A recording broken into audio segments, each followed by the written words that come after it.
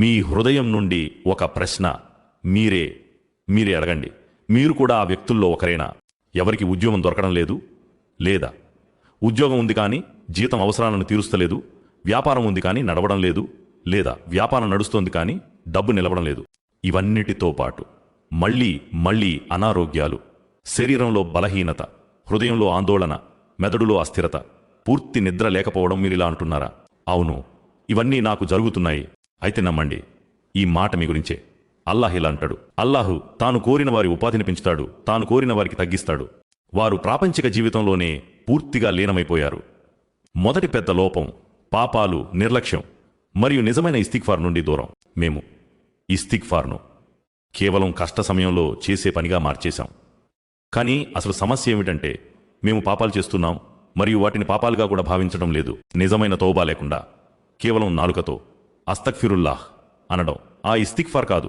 దానిపై ఖురాన్ వాగ్దానాలు చేసింది. అల్లాహ్ ఇలా అంటాడు, మీ ప్రభువుని క్షమాపణ అడగండి, నిశ్చయంగా ఆయన చాలా క్షమించేవాడు.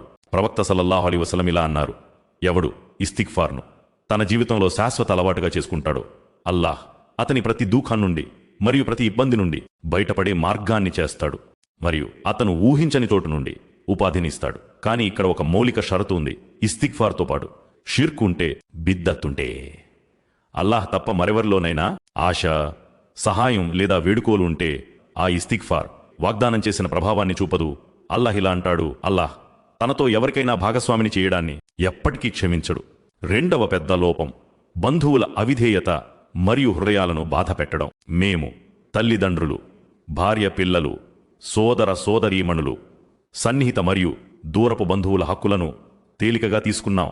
ప్రవక్త సల్లల్లాహు అలైహి వసల్లం ఇలా అన్నారు, ఎవడు కోరుకుంటాడో తన ఉపాధిలో విస్తారం రావాలని మరియు తన ఆయుష్షులో బర్కత్ రావాలని అతడు తన బంధువులతో సంబంధాలను కొనసాగించాలి.